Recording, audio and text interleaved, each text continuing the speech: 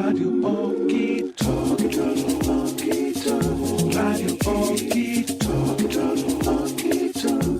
von Mensch zu Mensch.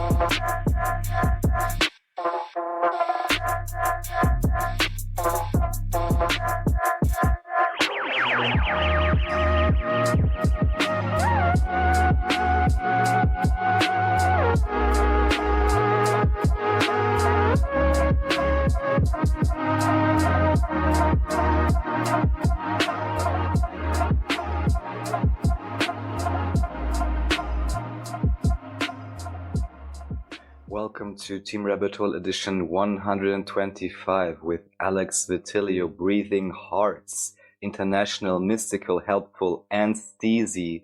Join the team as we pick the brain of this Italian Libra in London. Well met. How's it going, Alex? Oh, I'm super excited to be here, especially with that introductory song. You kept me Oh, it's going. really cool, right? Yeah, I thought it was really Rafa's a Libra too, so you guys are always going to know what's really pretty and hip, so to speak. Oh, that's the connection. Love it, love it, love it. Yes. Thank you for having me here. Most definitely. We've been talking about this for a while, but we finally got it on the books. It is the 125th episode, so numerologically that breaks down to 7, which in the major arcana of the Tarot is the Chariot card. And I'm just going to read from David DeAngelis's Starman Tarot booklet. It says, the Chariot, I am confident that with discipline I will succeed. The Chariot is that right? Am I doing the right number, Raphael? Actually, I'm thinking about it. It's 8, isn't it? It's Yeah, 8. okay, Yes, yeah, yes. I was like, hold on, I read this yesterday. Let me swerve really quick. That also means I have to change the song because I picked it. Well, whatever, I can leave the song, I don't care, actually. But one second, let me turn the page. Turn the page. Another chapter. Even better, yeah. I was gonna sing that Metallica cover. Turn the page. So this is actually. Let me catch my breath on this. It would be the 8. You're right. Numerologically reduction to 8, which is the Strength card. This is I face my fears with the strength of love and patience. Strength is about trusting yourself, letting your inner endurance shine, using your power to embrace the amazing person within, and knowing that you have everything within you to succeed. So that's pretty, I mean, I like the Chariot card, but I prefer the Strength card, I think, in all that sense. So, Raphael, what is the Galactic Heritage card for this episode? Number 17, which is also 8 then. Lyra, pushing the envelope, present timeline. A Lyran trait that humans share is the need to push the envelope, to force ourselves to go beyond limitations. This is what drove them and us to always grow more. Beyond the laws of physics, beyond current technology, and beyond physical endurance. This can be a good quality when a breakthrough is desperately needed. However, this trait can become obsessive and cause us to never rest and always push ourselves to exhaustion. This most likely has been a comic pattern of yours for many lifetimes. Now it is time to let it go. Your self-care is more important than pushing the envelope. It's interesting because the Strength card is a lion, right? And the Major Arcana, a woman kind of holding her lion's jaws, which is the lower nature, and just kind of rising above it. But also this is a Lyran card. Alex, did any of that, if any of that resonated with you, what did? I lost you for a moment, Jim. Oh, my bad. Did any of that resonate with you? Uh-oh. Alex, you there? Well, let's see. I don't hear you guys. Okay. So maybe she should reconnect. I'll message her in Messenger. So Oh, yeah, I would we'll blame just... Mercury retrograde, but it's not there yet. Let Hello? me... Yeah, one second. Yes. We're just gonna do it like this. Well, this is live. Hey, I made a mistake with the card. I was starting to read it, and I was like, I read this recently. I don't know. So I knew that was what's up. So, Alex, out of curiosity, did you hear what those cards were? I heard the cards. I didn't hear your question. Oh, I was just wondering if that resonated at any level. Very much so. Both of them. Both of them. The strengths cards, definitely. It's what I've been carrying, I think, with me for quite a few years now. And the pushing the envelope down to exhaustion, I turned that corner, I feel yesterday. Yesterday, I've transformed into a butterfly that rested and got cuddled and got watered and got a safe space to rest. So I couldn't be more appropriate. I love it when we can kind of just chill at the oasis and gather our strength. Sometimes strength is like exerting strength and being like Hercules or something, but sometimes strength is just being the eye of the storm and knowing when to take a chill pill. Correct, correct. So yesterday for me, the message was take a chill pill for a moment and let your strength rebuild, I would say. So I've actually been you interview people. I'm not sure if you have multiple platforms or if that's always um like a podcast of yours or what, but you've interviewed me before. You've interviewed Gemini Brett, probably a bunch of other people we know. And you're in London, but before we get to all that kind of jazz, do me a favor and tell us kind of you're from Italy. Like, how did you grow up? When did you get into kind of magic? What was your upbringing like? How did you, how have you become who you are now? Wow, where do I start? Because my upbringing, I'm Italian and I grew up in Africa. So that's Oh already, boy. yes, that's already a bit of curiosity, I would say. And I very much like this nomad life. My dad's was mainly in Africa, but 3 years here, 4 years there, 5 years somewhere else.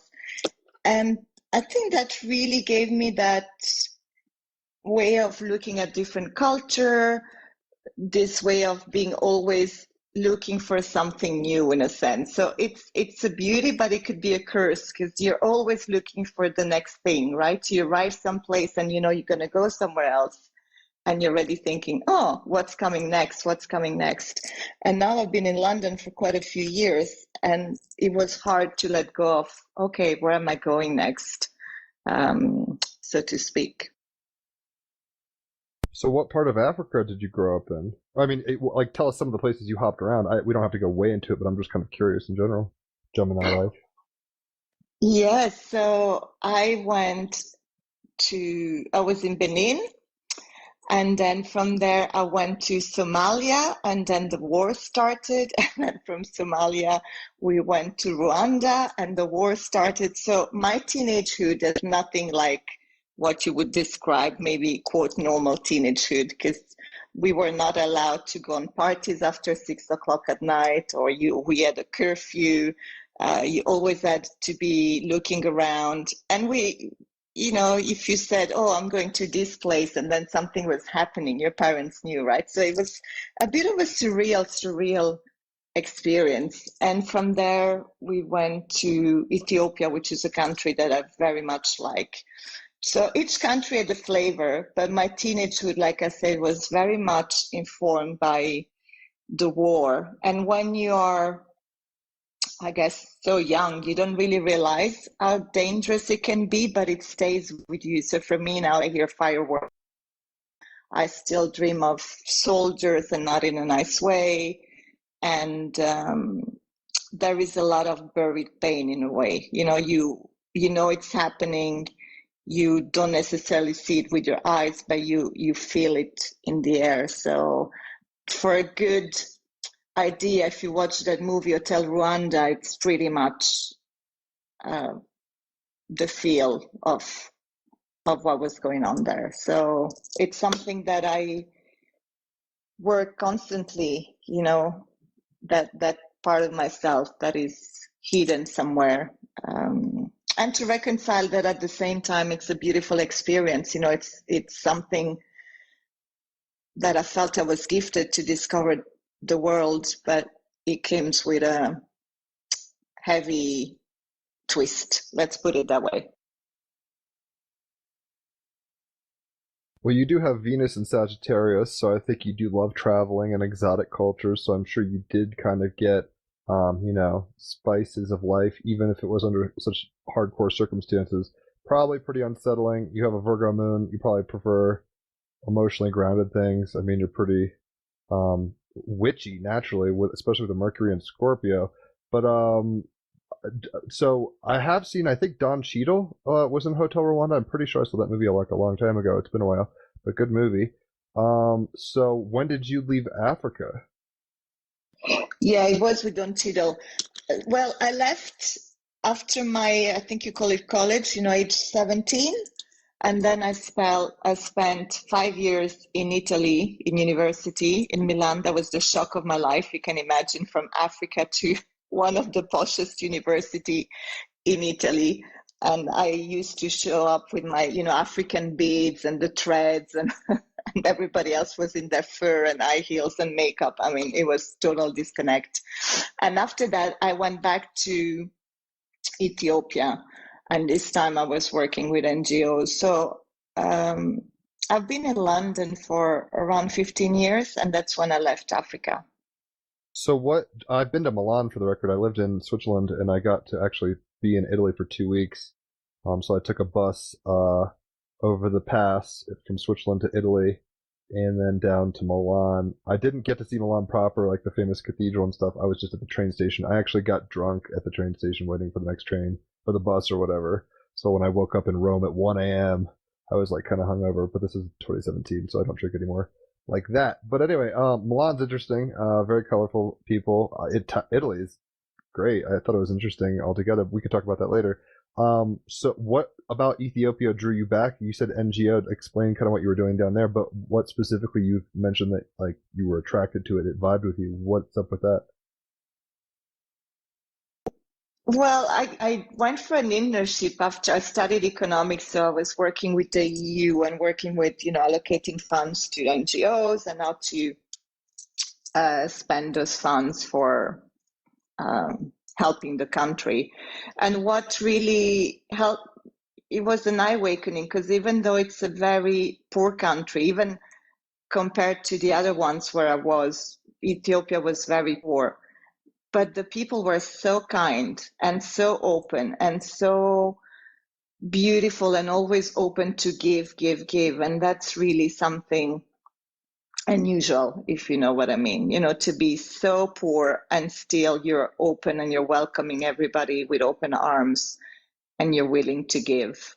And the country per se, the nature of the country is really beautiful. There's a lot of mountains, there's a lot of water coming through. It's not one of desert countries. So it's a combination of very high vibrations from nature, and the people are very welcoming. So I loved it. I really, really loved it. And plus you have all the mystical places, Lalibela, the churches, the Ark of the Covenant supposedly is there. There's a lot of mystery in that country, so you could really tune into that. I've never been to Africa. I'd like to go to a few places, but Ethiopia sounds like a place in the list. I know Graham Hancock wrote a book about the potential Ark. Did you ever go check that site out, or is that just kind of rumor? No. So yeah, he wrote quite a few things about Ethiopia. I saw, well, when I say I saw it, you see the box that contains the Ark that comes out once a year. There's a big festival, but nobody's allowed except the priest to really look what's inside, right? So, and there are many mystical places where you can see but not see. It's all hidden for the priest. So you make what you want of it, but you could feel that there's something there. You could feel even the strength that they have within them, like I say, like a nation. It's really strong, given that they don't have anything. And I do think that part of your loving it was you have a ninth house, like I said, Virgo moon, and your sun is in Libra, so you're going to want to find the most friendly, beautiful places, but that actually have like an earth power to them, an earth magic, so to speak. Totally. And also what I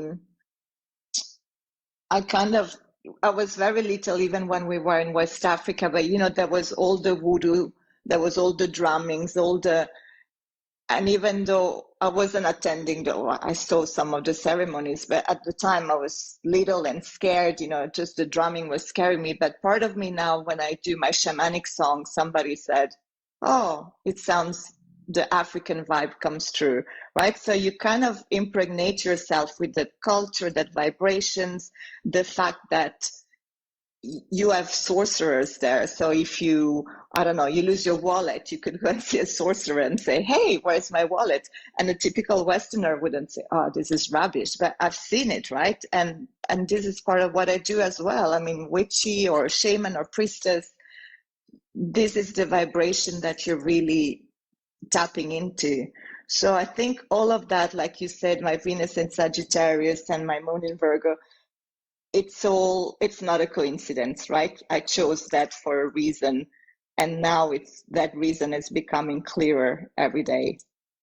Right, and it's not just a Sagittarius Venus, it's a 12th house Sagittarius Venus with Neptune. I don't know if they're conjunct, I didn't look at it right off the top of my head, but I mean, we're talking high priestess kind of energy, you know? So I think the fact that you kind of do shamanic stuff and tap into multiple levels of magic, especially with Mercury in 11th house Scorpio, not surprising at all. You're gonna naturally be kind of a channel and a conduit for the mysteries and kind of higher vibratory experiences, not only for yourself. I mean, you'd be doing this in your fucking closet if you didn't want to do it publicly. You know what I mean? Like, it's part of who you are. But the fact that you're kind of doing it as, I guess, a livelihood and an identity, so to speak, is not too surprising. Correct. So I've never been to London. I've been to Paris a few times. They're sister cities, tale of two cities. My brother was actually in London and Budapest right when COVID dropped, so he got to check it out, and then they came back to America. But it was cold in winter. He loved it. They would love. And my fiance's in Stoke-on-Trent, so there's a chance I'll see England at some point. My plan was actually to see Stonehenge at solstice and stuff. I had a one-way ticket to Vienna in the spring, but obviously plans kind of got altered. Tell us about what took you to London, and 15 years is a long time, so I'm surprised that I mean, I guess you're international, so it's always going to be this kind of like Italian, English accent, but I don't hear like any like Cockney or anything like that. So, how have you enjoyed, being in that hub? So after Ethiopia, I had a 1-year contract. So I knew after 1 year I had to leave Ethiopia. And I thought, I'm not going back to Milan because that was a disaster for me. Even though I'm Italian, I really felt disconnected. And as a Libra, I met a man, and that man was in Africa, but it was based in London. So I thought, okay, maybe I'll go to London. And I remember I moved to London, he moved to Korea, this man. But Of course. Yeah, of course. But I hope he's not listening because it was a while ago. And I was in a plane because I like mysteries and I like playing with destiny. I thought, if I land and there is the sunshine, that means it's a good city for me because I live by the sun. And there was the sunshine in London, and I said, okay, One of the only days, probably. So I said, yes, this is for me. I went back to finance. That wasn't my thing, but I loved London. And the thing that I loved about London, it was so open, so multicultural. Nobody was judging you. Like I said, in Italy was very close community. And the way you dressed, the way you talked, the way you moved, everybody had something to say. In London, you could go out naked or in a pajama or with your rolls in your head. Nobody's ever going to say anything.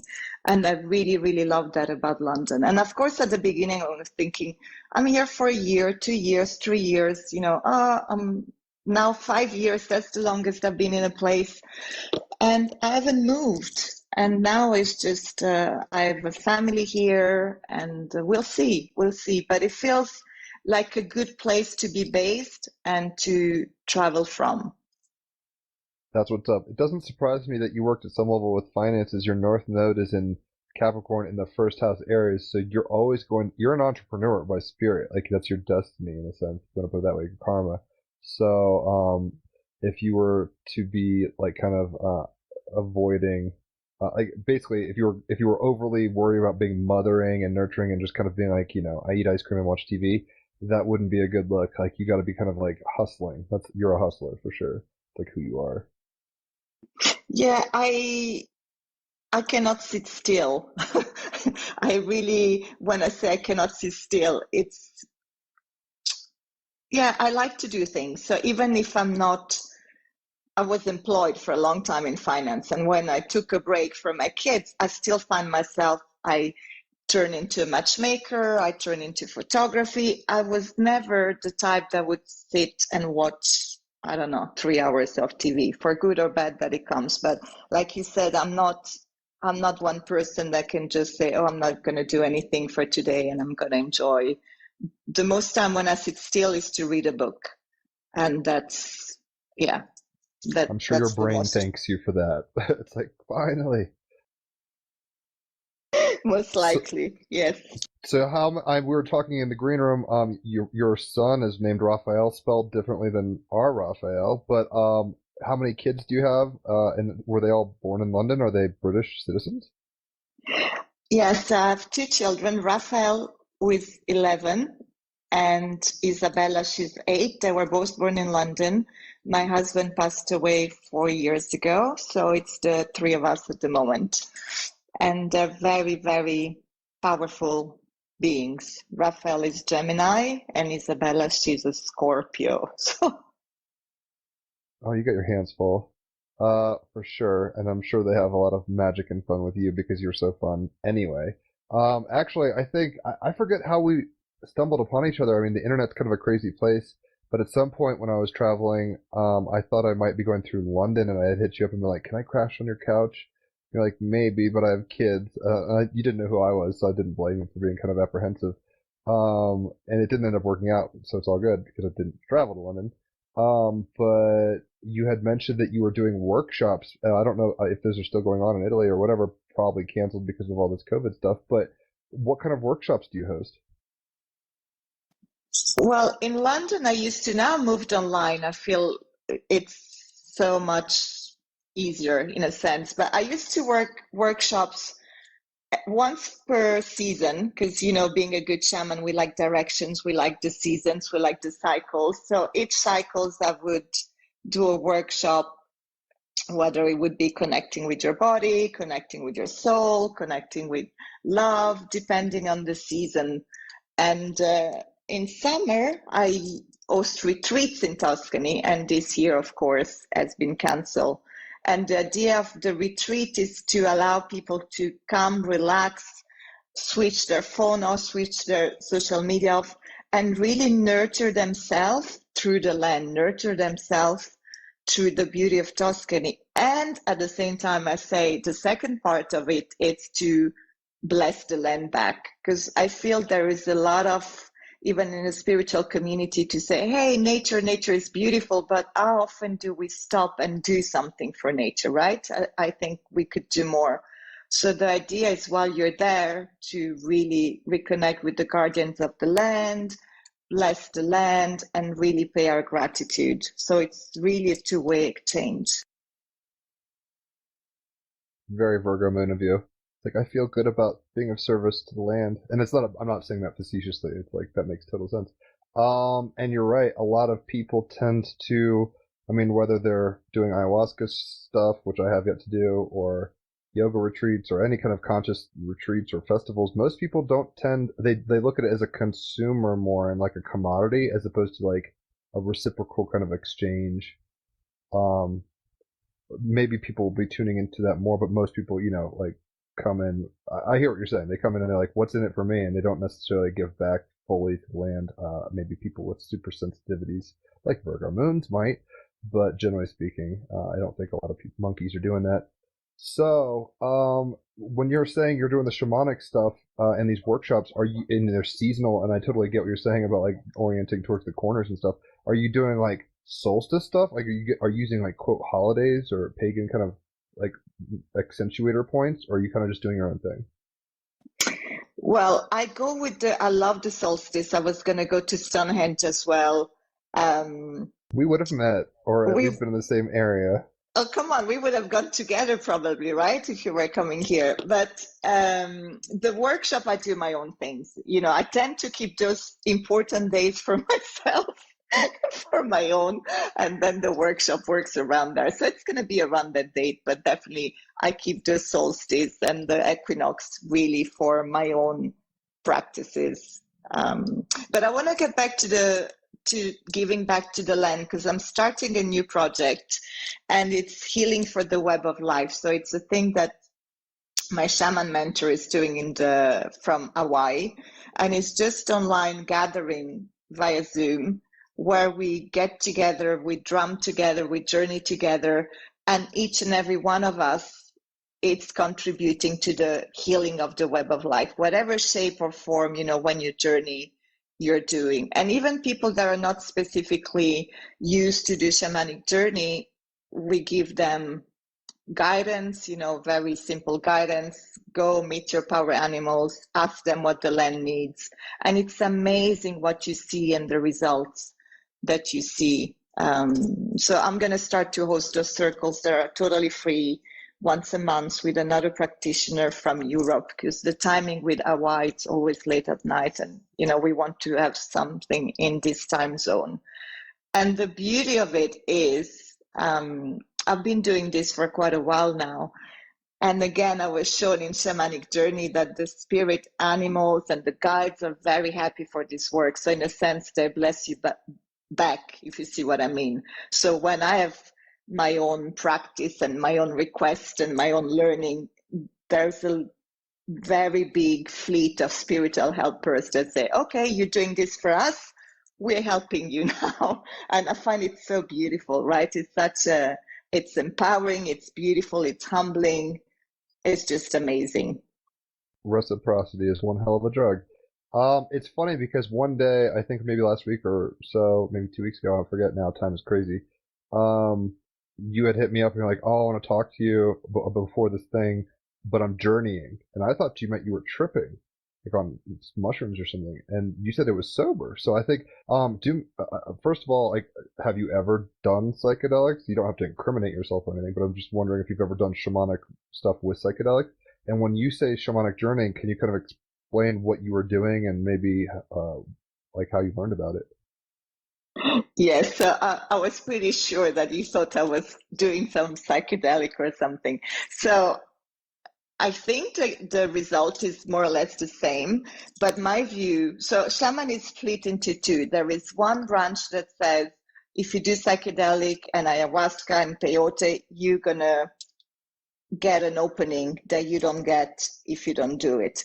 And there's the other branch, which is the one I choose, which is I don't need an external substance to open my consciousness and to reach different level. Because one of the skills of the shaman is to walk through different realities at will. So if I was to take a plant, that plant would decide for me how many hours, how much am I allowed to see, where am I allowed to go, right? I'm giving my power to something external from me. And chances are when you do that, first of all, you're in an alternate state of consciousness, but you're so vulnerable and open to whatever other energy is in there.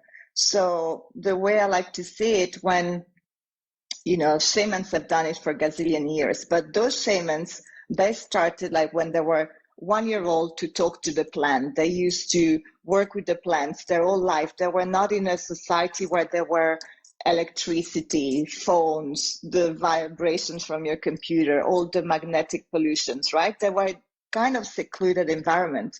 So here we are, we come from the Western world. We do a retreat of ayahuasca, 5 days in the amazing Amazonian forest.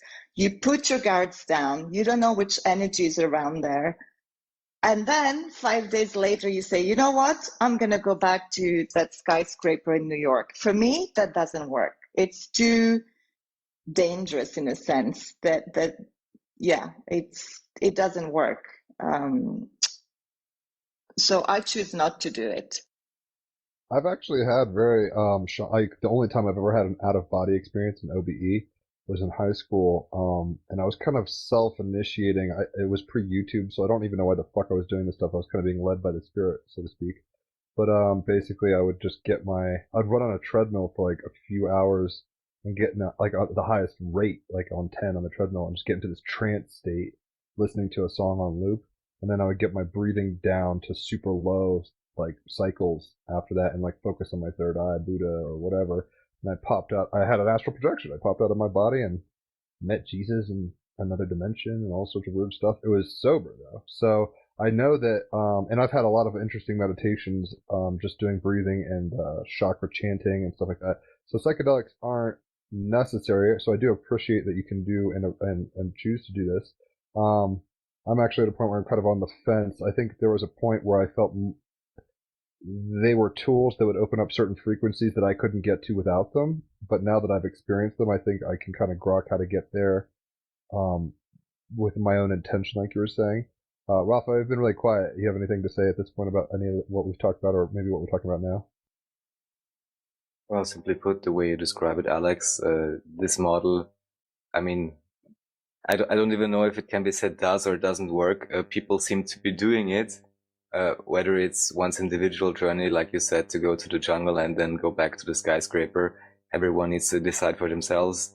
I kind of see it as a spectrum potentially. And then depending on where you are on the spectrum, also depending on, in a sense, how secure you already are within yourself, how well you already know yourself, to that degree, I would say it becomes less quote unquote dangerous to go into also these potentially psychedelic induced states. However, of course, if one is utterly unprepared mentally, emotionally, physically, and spiritually, and then certainly, or I guess at least usually, it's not a one-way fix, or even then it could be, but then most likely you wouldn't go back to the old ways of your old banking job in the skyscraper potentially. So there's always, I just guess it's always a question of how much do you want to integrate? Are you taking the time and space to integrate? And aside from that, I'm a big proponent, of course, in a sense also, free will choice, obviously. And if an option is given, it is a valid option and it can be a beneficial option. However, the exact journey, of course, everyone ultimately must decide for themselves. But also what you say that, of course, all these states are also accessible without any help, let's say, is completely true. I just guess even then in interaction with these ideas, the question is, are you aware that even whatever plant, for example, you're using, that plant also already is you, because it is within your reality. Of course, if this type of unity consciousness is not truly within awareness and settled within an individual and a personality construct, then kind of pushing yourself over the edge through these experiences can go all kinds of ways and can also be very effective, fast, and good, but only then if at that moment you're ready to face all of these issues which you may have hidden from yourself, if what I'm saying makes any sense. Does to me, yes, totally. So yes, you want to be mindful, you want to be ready.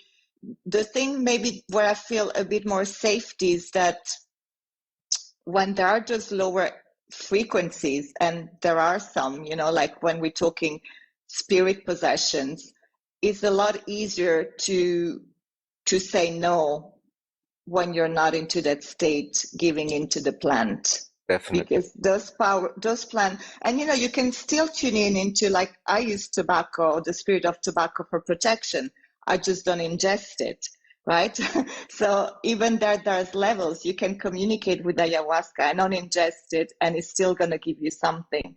So you want to be, and also you want to say, okay, maybe I'm putting myself at risk, but if I start to behave like Dr. Jekyll and Mr. Hyde, I know where to go to for somebody to remove the plants out of me. So, but I don't think when you go in a retreat, they're going to say, oh, you could be possessed by one of the wandering spirits that have been here for 300 years. It's not in the pamphlet. Well, the way I see it, to be perfectly honest, just because I'm such a big fan of self-responsibility, and definitely, I can, let's say, believe that in the jungle, or even in the, concrete jungle, there can be also all kind of, potentially lower astral entities floating around. The way I really see it, however, is still that any and all of those could only even find you, or let's say, quote unquote, attached to you, if you're still very much harboring negative belief systems. You maybe force yourself into an altered state. Don't let those go.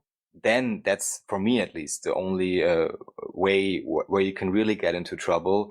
So it's kind of like I guess one could say that even any of these substances or tools, as Bashar says, of course, are only permission slips. So although it seems they unto themselves have like an innate charge within our automatic collective mind, in a sense, really, as always, I guess, what you get out of them is what you put in. So yeah, again, just reinforcing the idea of being ready. Yeah, I really, the whole idea of, let's say, spirit possession and so on is a really, also to me, very curious topic. I'm kind of aware of the reality. I just always like to reinforce the idea that even this is not something that can really come from outside and attach to you unless you give it an opening. And that, of course, may be accelerated or widened by psychedelics. However, then it just comes back to your own, let's say, psychic, one may say in a sense self-defense, I'd maybe rather say self-knowledge, as to then in those states you would be confused or something like that, or you could remain centered within yourself. Well, it's funny because, for example, we had a woman named Isabella Green on. I don't know if you know her, but she's a friend, and she came on, and right before she did, she's like, I mean, this is kind of like new age jargon, and I didn't know how to sit with it, but she was like, your vibes are weird. I want you to go to my friend. I mean, this is where I'm just like, what? Like, and probably Raphael scoffed at it maybe a little, but she's like, check it out. Like, check out this lady. She does energy clearing and all this stuff. So I hit up this lady, whom I actually want to get on the podcast. I forgot about her. She's like a professional. She's been trained, all this kind of stuff. She's up in New Hampshire, in Keene, New Hampshire. But, and I forget her name now, but she's like a Scorpio sun, Cancer moon or something. So super intuitive. And, basically, after hearing her doing all this kind of like weird stuff on the phone, because it was like this distance Reiki thing, and I could feel things, but it was like, we're giving permission, we're asking for the highest good of all this, kind of going through the protocol, so to speak, of like consent, permission slips, etc., getting our mind in a certain domain of reality, I guess. She was telling me like I had like this extraterrestrial attachment on my ear, and she removed it, and then there had been like a dead woman's spirit attached to me for 3 years, which I probably got when I was in Europe, oddly enough, because that was about the time, that was 2017 when I was in Europe and Switzerland for the whole year. But I couldn't have told you that. I wasn't like getting like visions or anything. So then it turns into like, am I listening to her impression of my having a certain frequency, or was that really an ontologically like sentient thing on me? It gets tricky, and I'm not saying there's any right or wrong really, but I'm just kind of rambling, doubled in my life. But I'm curious, Alex, what your shamanic journey entails. You've mentioned drums. You're not using psychedelics. Kind of walk me through what you were doing the other day when you were like, I'm still journeying. And I was like, oh, because that's why I thought you were tripping, because you were like, oh, I'll talk to you later. And then I was like, I'm still going. And I was like, oh, maybe she hasn't sobered up. But what was that process? And maybe not that one specifically if you don't want to talk about it, but like, what are you up to? Oh, that's funny. Well, it sounds very simple. So I pick up my drum, and through the drums you go into, so the drums kind of fool your ego and your mind, right? It distracts you so that you can go to the spirit world. And in shamanism, you either go to the lower world or you go to the upper world. And generally the lower world is where you find your power animals, and your upper world is where you find your ascended masters. But it really is like, you imagine walking through different rooms in your house, right? So you start from the ground floor, and either you go one staircase up or one staircase down. And once you leave your ground floor and you go to the lower or the upper case, you meet people, or you meet, so if you're doing, I was doing a client at the time, so you meet your power animals, your spirit, you see a representation of your client, and it's maybe like a hologram of yourself. But why I say it's like tripping, because it really takes energy, right? It is like going on a long journey and meeting different people, and you are performing certain actions. So in the case of a client, generally you have to look for what's holding them back. Maybe like what happened to you. If you had an entities, I would see it. If somebody put a curse on you 300 lifetimes ago, I would see it. And you have to remove it. Then you have to see, why is your soul so scattered? Where are your pieces of your soul? Go and retrieve the.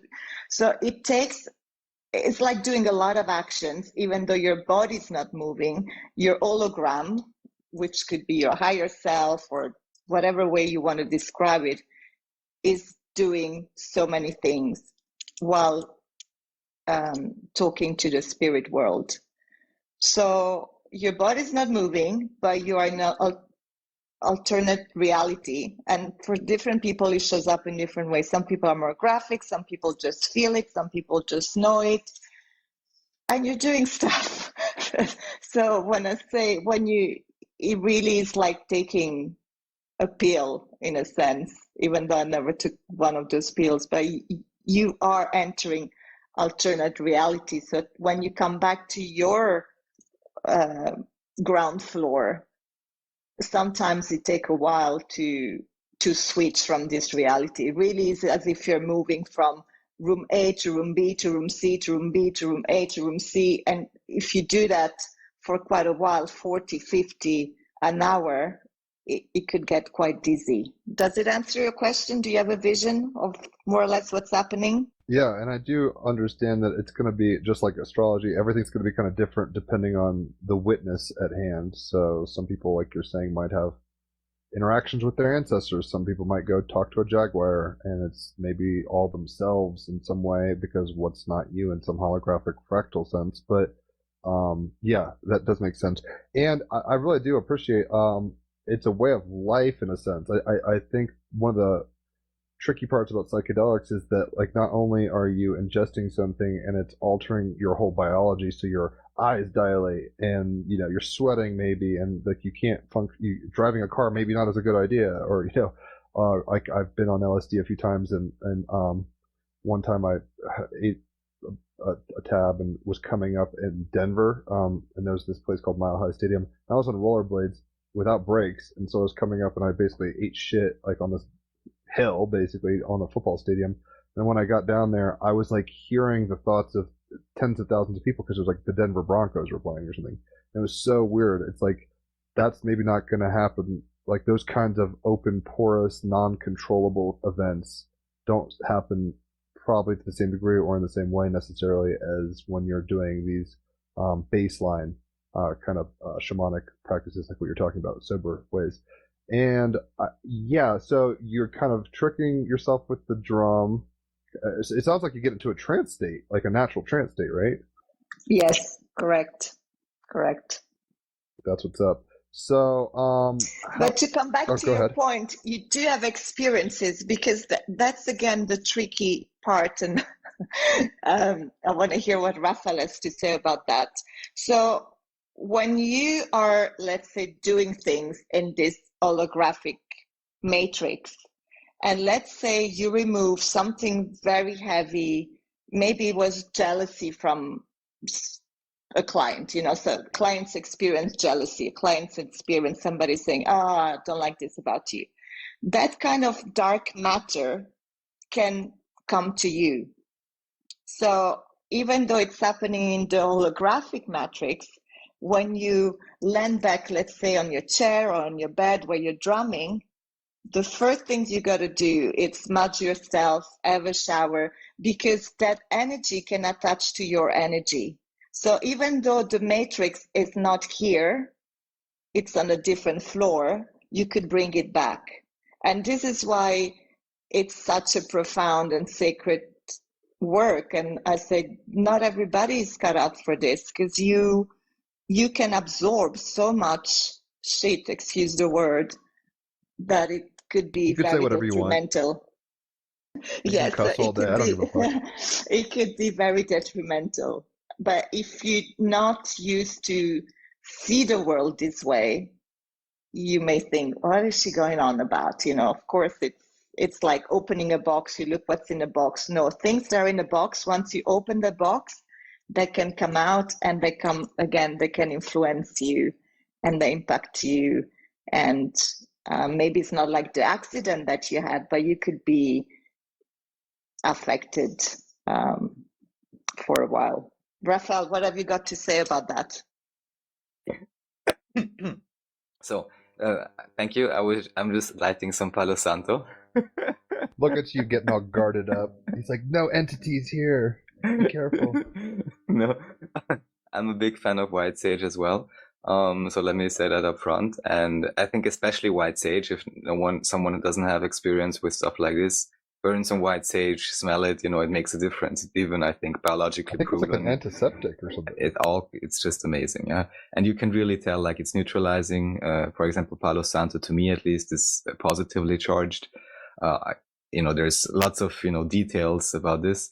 So for me, let's just say in my individual reality framework and my own navigation as much as I can, let's say I do not really, how should I say? I do very much acknowledge the existence of all of these levels, and I'm sometimes somewhat aware of them. Everyone go watch Matrix or Branded, or it's in many different movies in many different ways. I guess all that I would say in terms of, this is just a general idea, in terms of healing and so on. And also, I guess when I do channeling, the way I do it is to generally be in a state where you are, I guess, in a sense neutral, or one could say grounded or whatever. And this is, I guess, also a type of healer skill or awareness, which I'm sure that you don't try to do stuff. And also you don't really try to put stuff on yourself, but you're kind of aware of this whole unity level, your guides, however you want to put it. And you are always in connection and communication and cooperation with them. So then, in my understanding at least, nothing can really stick to you. But definitely, if one is not aware, that can be an issue. And then in terms of, using different things to cleanse oneself, I do that like on the on and off, or however I feel like it. I would say, again, permission slips. And I guess the only thing I would be wary about is, how should I say, not, just like you said, basically, you actually said it before, I think, not to put responsibility outside of yourself, just like with the plants, in this perspective. Now the same thing with the ghosts or whatever, because this can then always bring you back into your own alignment and be like, okay, if something could attach to me, maybe obviously, I've got some, let's say, energy leak or non-perfectly aligned rainbow aura belief system yet, and don't we all? And that would then, put it back again to you, instead of saying, oh, this bad ghost from that woman attached to me, or this alien or something like that. I think you see where I'm going with this. So my query would be, like, how much of that is a vibratory frequency and then it manifests individually? Or, because I think the hubris of a Western mind could be like, oh, these are just psychological projections. These aren't real. I mean, on DMT, I met some Egyptian entities and I was always struggling with, like, were these outside of myself, or was I seeing my inner mind play out in an archetypal way? Like, I didn't understand what, like, was going on. I was like, is that actually Anubis and Isis? Did I meet, it seemed like intelligent other beings outside of myself, but at some level the whole point of sub and unconscious things are that you're not aware of them, right? So what do you got? I mean, I don't know if there's a right answer, but when we talk about other entities or deities and all this stuff, how you were talking about, Alex, like opening the box. How do we know we're not just projecting, like filling it with our own projections versus, or what would the difference in your own mind be? Like our own projections and it's on a frequency thing versus like, oh, that's really a ghost from this culture, blah, blah, blah. If you know what I'm saying. I know what you're saying. It's complicated, so there's no real answer. Yeah, I'm just curious what you guys' thoughts are. It's complicated.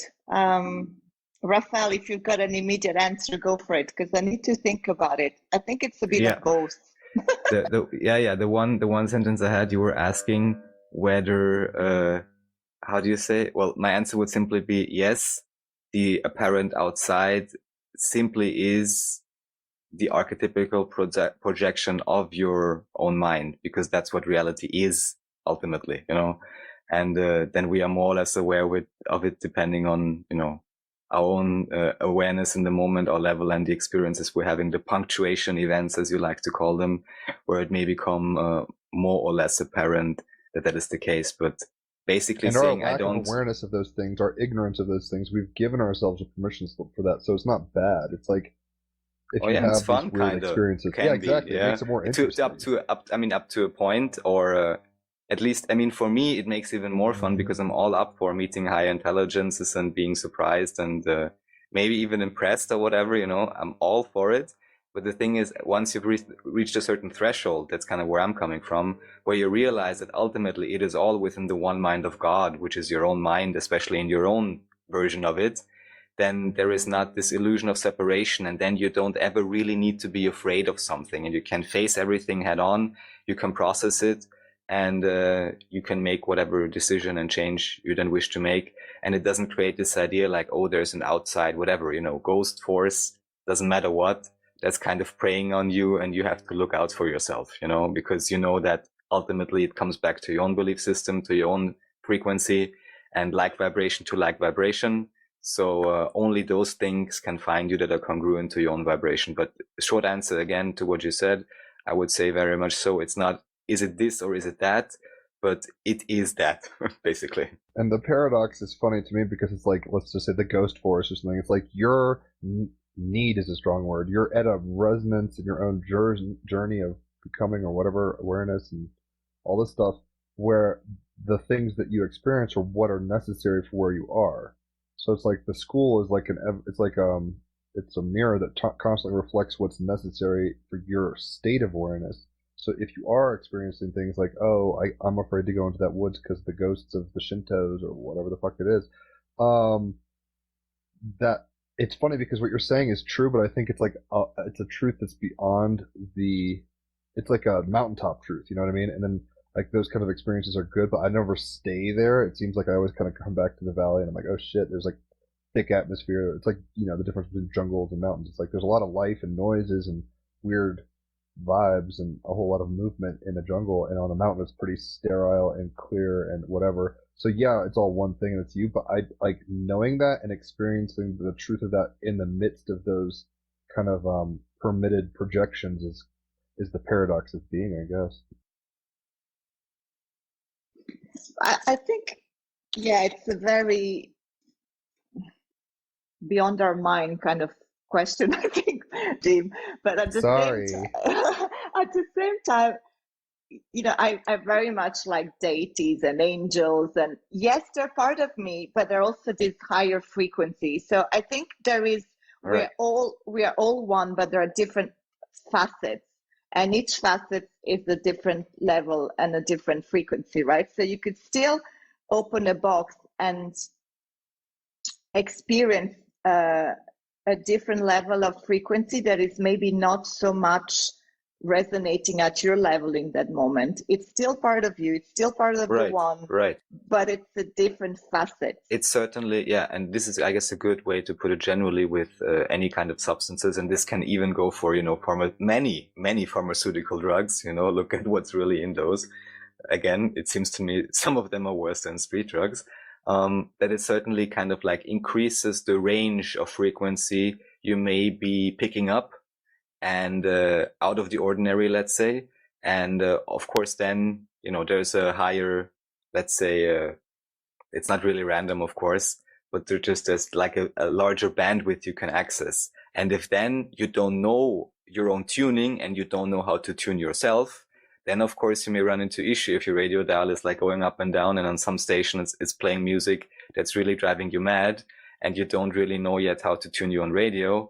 Then of course, it can be a somewhat stressful situation. And what we're kind of getting around, there's many levels of shamanism. I think Terence McKenna made a really good point. Like, shamans are the people in the culture. It's like everybody, let's put it this way, like in more tribalistic ancient cultures, whatever, it's like we have a warrior and we have the women doing this, that, and the other. And maybe it wasn't, maybe the men were cooking and the women were hunting. I'm not trying to be gender specific here, but the shaman is usually like one person who basically had probably dealt with either mental illness or been psychedelically initiated or something. There was like, they had the shine, so to speak, to quote The Shining from the Stephen King stuff. And there weren't like, it wasn't like everybody in the community was a shaman. They would go to him to be the intermediary, kind of like people go to a priest for confession. I'm not Catholic, but I guess the idea is the similar thing. It serves as a similar function where it's like, oh, I'm dealing with XYZ and you're going to help walk the world with me and bring wisdom back. And it's funny because I think after 2012, one of the things about Terence McKenna's shtick on the archaic revival is that, in a weird way, I think shamanism has become a little more open source. So it's not to say that everybody should do psychedelics or everybody is a shaman, but it's like the potential is a little more open there and grand work, like a great work in a sense. So like we're actually being like told to alchemize and do certain shamanic things, which will look different for everybody. But like whether it's having tea in the morning and staring at the sunrise, I don't know if that gets into postmodernism pretty quickly. It's like, is that shamanism, or is shamanism like where you're necessarily doing magic or whatever? I don't want to get too loose with terms. But what we're kind of talking about ultimately here is different kind of techniques and maybe maps of the terrain of different kinds of shamanism. Rafa, I don't know if it was me, but your voice was like, it wasn't terribly robotic, but you had told me once to tell you if it was getting like robotic, and there was whiffs of roboticism. So maybe it's a good time to play a quick track, and we can come back and just talk about, I don't know, you had said you wanted to talk about dragons and stuff in a post. Alex, I'm not sure if you had anything like bullet points written down. We can kind of talk about whatever. I'm always interested in anything. I'm a double Gemini, so it's like, okay, Yeah, we're but gonna you talk said about dragons, dragons. and I was like, whoa, what? Like I'm down. I want to talk about power animals, maybe totems, Yes, whatever's clever. yes, we can But do that. this song I had picked it because I thought it was the Chariot Card episode, but it's still appropriate because it's a beach house song that's really pretty. It came out when I was in Switzerland, so I was looking at the Alps from my porch on a nice day and just listening to this. But it sounds, and not to be too cliche or bogo here, but it's like it sounds Italian for some reason. Some of the harmonies, and it's not like it's overtly Pavarotti or something like that, but it's like it's got this Italian kind of twinge. And we are back for edition 125, Breathing Hearts. Well, we can kind of take this anywhere you guys want to go. I don't have like a list of comments. Maybe we could talk a little about Breathing Dragons. Hearts. Dragons we'll get into for sure. I mean, why not? That's awesome. I've actually met a dragon once I don't remember if I was on acid or not, but during a blood moon in 2015 in September, I'm pretty sure I was on acid. I was Wow. meditating on a rock and I saw like a dragon and I was like, is that my dragon? Is that a dragon? What is that? It was so bizarre. Because it's not like a lineage or Beautiful. like a archetype it's not like I'm sitting around like wearing dragon kimonos or something like that. Beautiful. But maybe before we go there, Jim, I wanted to come back to your point where you said before the shaman was one and now there could be many shamans, right? So it's true. When there was a tribe, it was just by simplicity. One was in charge of safety and the shaman was one of them because they could forecast what's a good place to put our village, what's a good plant to work with, what is going to be a good harvest. And everybody else had different tasks. So one had to go and cook, one had to go and hunt, one had to go and do schooling, for instance. I mean, I'm mixing things up, but that was the idea. And that's why the shaman was one, and you need a certain kind of initiation. So it wouldn't be useful if everybody was just doing that and nobody would doing the hunting. It wouldn't be very useful for the community. But now it's true. I think there is an awakening that it's happening worldwide. And shamanism is one way to look at life and to interact with the spirit world. And there are many others, but we certainly can all be initiated to shamanism. And it becomes a way of life, and it becomes, I feel, a much easier way of life in a sense, to live with that practice. And it seems to me that especially as in my estimate, in Western, but potentially almost everywhere, all civilizations, the supposed spiritual authorities or those who would technically be the modern shamans within the structure, priests and so on, have largely failed, both in terms of, in too many cases, individual and collective ethics, let's say, and also simply in terms of how much of the actual lore is being revealed to the public, because every religion, of course, has many great truths and tools, actually, within their scriptures, that it's almost a necessity in a sense that it has become open source in a way, with all the potential benefits and potential drawbacks, because otherwise there would be, let's say, no position for this at all. Because at least in my worldview, definitely the Pope or anyone doesn't have that position. And aside from that, who's there? There is no village elder. There is, so it seems that it's almost maybe like an answer from the planet itself to open this up to everyone. but also in the sense that if we are really to collectively raise our frequency, it just makes sense that more and more individuals would be drawn to that and would be able to access that also by themselves. Yeah, especially it comes back to survival as well, because shamanism is a practice that it's very linked to nature, right? So right now it's either we're going to honor and revere our earth, or there's not going to be much space for us. So we, in a sense, maybe it's just survival, saying, okay, I better wake up and do something for the earth and the web of life, or I'm going to be extinct. It's 1:11 here Great point, in Colorado. Yeah, no, you guys are. I had a lot of fun during this conversation because I think it's bringing up. We don't really talk about shamanism much, even though I consider myself a shaman in a very abstract way. I've never been initiated. I think self-initiation is a real path, but it's maybe not in this common. life, Jim. Yet, maybe. Yeah. Well, it's funny because Alex had said before all this stuff went down, she's like, "Oh, come to this retreat and play guitar, or whatever." And I was, one thing I want to do is ayahuasca at some point because I have yet to do that. But there's A great idea. what are called ayahuasqueros, right, where they play music and during people's trips. I think that'd be a lot of fun. I mean, straight up, DJs are shamans. Like, Jim Morrison kind of says something to that effect, where it's like, we're going to lead you Where's the bass into line? trance. Where's the bass, indeed? But to finish, I totally spaced on what I was even saying. Shite. But it probably doesn't matter. Obviously, kind of fart in the wind kind of thing. We have a responsibility to ourselves to explore different. What's weird to me is like I'm a syncretic person, so it's like if a Dreamweaver from Native American culture works, I'll use it. If tarot cards works, I'll use it. If runes work, it's like if drugs work, whatever. But I think there's kind of how would I put it? There's an authenticity and kind of a lineage or heritage where if you stay in one pocket, like you maybe have like an understanding of that flavor. Like if all you do is eat salmon, I'm a vegan, I don't eat any of it. If all you do is eat salmon, like maybe like a Pacific Northwest tribe or something, that's like a main Gonna staple. start thinking like a fish. Yeah, exactly. And there's pluses and minuses, I think, to the postmodern dilemma we find ourselves in, because we can kind of open source hack and add anything. So you can be wearing Pokemon outfits and smoking, saging and smoking tobacco and all this kind of stuff. I don't know if In that a makes it Pokemon outfit, less. I like that. Oh, but of course. I'm actually started watching Full Metal Alchemist. A guy who was on the podcast who's coming on, I think, tomorrow. Yeah. Alexander Mazone. He had mentioned to watch that, and I'm starting that. I'm just all into anime right now. Just watched Avatar: The Last Airbender. Your kids would probably like Avatar: The Last Airbender, for the record, Alex. It's on Netflix, all of it, and it's like Game of Thrones for kids. It's insane, but with like Asian magic.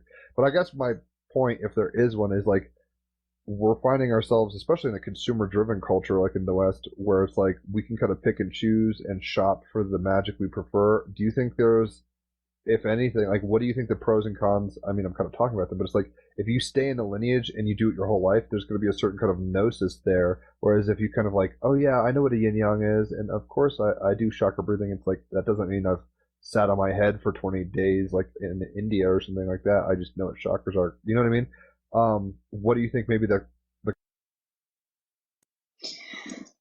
Well, for me, I like learning. So I just want to learn every day something new, whether it's shamanism or I did theta healing, chakras, kung fu.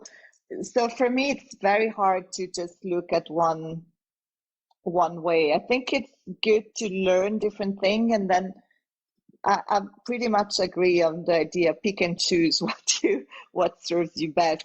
And in the end, you make your own, you see what's around. It's like the food. I like to try different food, and then I decide if I've got a favorite one. And probably after a while, it's not going to be my favorite anymore.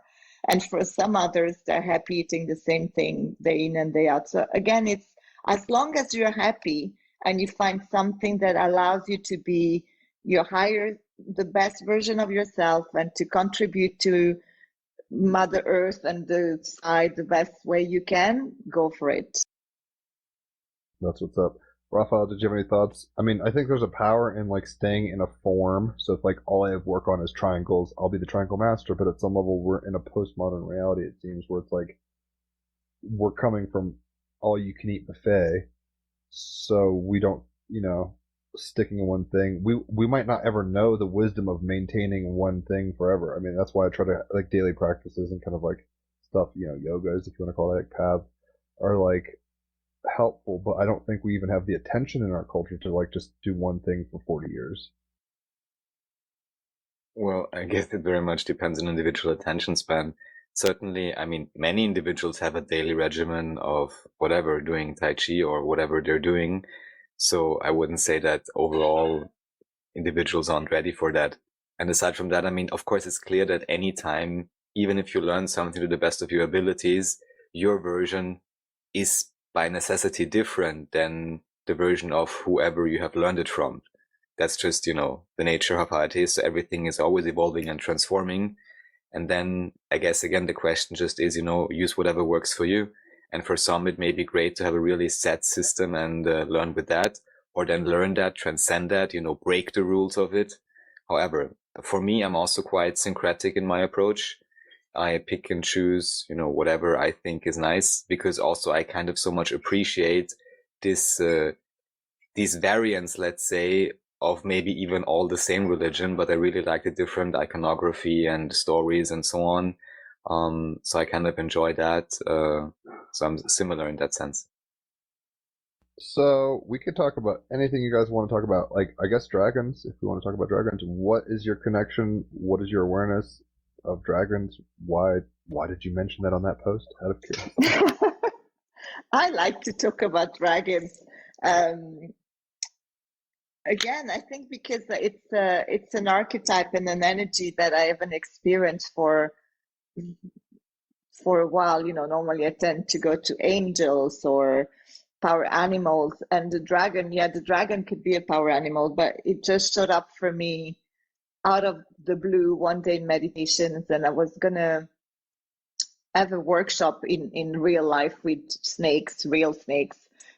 And that day I was thinking, oh, I'm not sure if I'm ready for a snake, and the dragon showed up. So, and since I carried it around as a beautiful energy, and my children love dragon energy, it's very playful, but again, it gives me that sense of protection. It gives me that sense of, if there are obstacles, it's just going to eliminate every obstacles.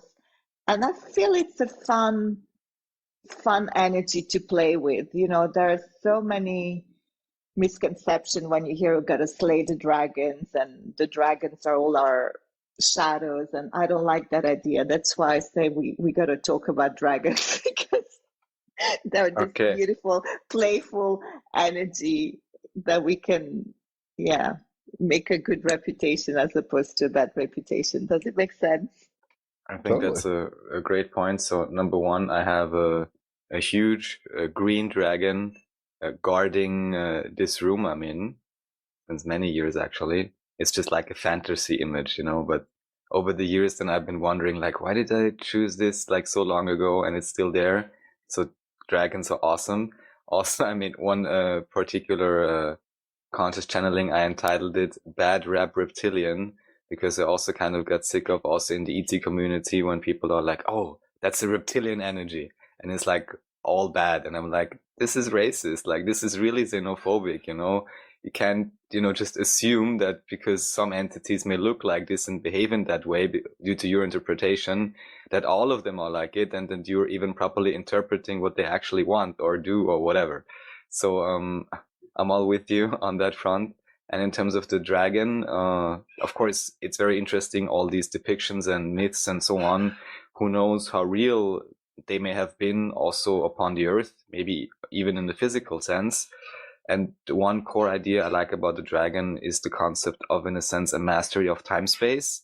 And I had just been contemplating about this, maybe even also heard some excerpts from a Bashar channeling a few years ago, walking around in Vienna. And then I actually found a graffiti which said something along the lines of, don't follow the time, let the time follow you. And it was a depiction of a dragon graffiti. So I don't know, some angel put it there for me, to see. But, oh my God. You know these stories. I love that. I love that. Yeah, time is another concept. So if you link it to dragons, I think it's just very, very, very powerful. Like the Ouroboros, right, is a serpent, but you could see it. I just saw a cover of a book that said the Mayan Ouroboros, which is the serpent that's eating its own tail, but it looked more like a dragon. I guess you could have a dragon doing that. Obviously, Smaug from The Hobbit, which I read as a kid, was a big deal. In Disney World, actually, it's almost to the level of initiation. In Disney World in Florida, there's a place called Epcot, which is in a Buckminster Fuller Bucky ball, like it's like the geodesic ball, and inside of that was a ride, and a little amusement thing. At one point, it had a Michael Jackson ride. We've had not a full episode on that, but we've talked about Captain EO. I'll have to send you a link to this, Alex. You'll flip out. I don't know if you're into Michael Jackson, but it's like this kind of Gnostic. Yeah, it's crazy. It's this Gnostic space. Like it's kind of like right around the time of Star Wars and stuff like that. So it's kind of like biting on that a little. But it's this weird kind of changing the dark feminine with rainbow chakra hearts. It's just like it's like new agey as fuck. But it was like a 3D movie, and I went there as a kid when I saw it without 3D glasses, and I remember being kind of dizzy about it. But that kind of stuff is going on. But more importantly to the point, is this guy, there was a ride called, I forget what it was called, maybe Imagination or something like that, but there was this little dragon, a purple dragon called Figment, of your imagination, like your Figment, and there's a little purple dragon, and I always really resonated with that guy. So there's been like moments of dragons in my life, but like I'm not just, like I said, I think some people like, have dragon tattoos and stuff. To the point of what you were saying earlier about like maybe I don't even know, cliche kind of like misgivings about dragons, like I think it's George and the Dragon and stuff like that. I think that might have to do with like an image of our reptilian brain and maybe dealing with our lower primal kind of stuff, but that's kind of the shadow element. I mean, I think everything has light and dark kind of polarities, so there's probably elements of self or, whatever that are like Smog. Like that's the whole point. Like I hoard gold and I fucking kill people and I'm gonna have to get a new phone. I didn't slip. My thumb on my screen is getting less and less sensitive as I truck through these episodes. It's like one place I hold down for a lot of talking. So like Smog is like, or whatever, like these dragons where it's like hoarding gold and all this kind of stuff, like lower chakra, like shadow in a sense, where it's like greed and lust and all this kind of weird stuff. But then there's positive dragons, kind of like what a Never-Ending Story, like the luck dragon, which I call myself all the time, is Falcor. And, Oh yeah, it was beautiful. And then that one. Spirited Away. That's kind of what the one that looked like I saw. It was like white with like some green, but it's funny because my fiance, Haku in Spirited Away is a dragon, like a river spirit. So obviously Asians have a lot more to do with dragons. And we've actually had a Tai Chi master come on, and he was talking about dragon dogs and dragons being like from the center of the sun and stuff. I'll have to send you that podcast, but like there's a whole lot of lore. So tell me whatever you want to talk about with dragons. Let's go for it. Raphael, you pick. Or pick what? What do you want to share about dragons? Oh, dragons. Well, what's curious to me, so number one, of course, as I said, old archetype related to time and space, related to the whole idea of reptile. When we speak of dragons, of course, what comes to mind, even just by the name, Alpha Draconis, and then, potential dragon type aliens, of which I don't know too much, but what we can definitely also share, which is interesting, is, draconian measures, big hint there, wherever this may come from. So the idea of, let's just say, force, wisdom. Yeah, just as an archetype, or even just aesthetically, let's say, I love dragons, actually all kinds of dragons, fantasy dragons, Chinese dragons, like you said, in the Miyamoto movies, they're amazing. Dragon Ball, another thing that comes to mind. Double Dragon, the video game. Right. So yeah, for me, it's a really positive archetype, and also it's so basic because it basically, my cat is going crazy, said it a different way. It's a winged serpent, basically, is a dragon, ultimately. So Yes, and I think this is why it's interesting that it came to me the day that I knew I was going to meet real serpent. I think that's the association for me. As I said, I was going to go on a workshop with real serpents, and the dragon showed up. it's not a coincidence again, you know, Right. but I do see them really, well, really powerful, of course. They can fly, they can, you know, with fire, and I love fire as well as an element, so it connects very strongly. They can fire for destruction, your obstacles or your enemies, whatever way you want to see it, or it can protect you, right? Because they give you warmth, and it's it's just a very, very powerful archetype to play with. And I see them as playful. Well, maybe, you know, other archetypes, not so much. And for kids, it gives them a lot of power as well. I feel it's, they can, at least my children, they get very easily connected to the dragons, very, very easily. Yeah. I think it's interesting. Just maybe Jim, you want to comment on this, because I would totally agree. I mean, the one archetype that's maybe the most playful for me in my association are the dolphins, of course. I almost even have to start laughing just thinking about it, even though I never actually swam with dolphins yet. But it's interesting Goals. because exactly, you know, at least some, aside We're of gonna the own a context. dolphin and do acid like that Definitely guy. never gonna own a dolphin. Well, that's I'm for gonna sure. live next to the water and jump in. I'm gonna That's what I mean by befriend a own. dolphin, you know? Yeah, there's a better way. So, what did I want to say? Yeah, the counterintuitive idea that a dragon would be playful, but I also really like that image as well. And the one other thing, of course, I have to bring up, just in terms of rabbit holes, the whole Tartaria angle and all these kinds of royalty symbols of, you know, griffins and dragons and so on. And just to say, if they're plastered all over the place, they must hold really, really important symbolism, obviously, right? And it Yes. seems like they're transcultural. It's not like one culture. I mean, obviously, I think a lot of people think of Chinese maybe or Asian dragons more, but it's like Nordic people have dragons.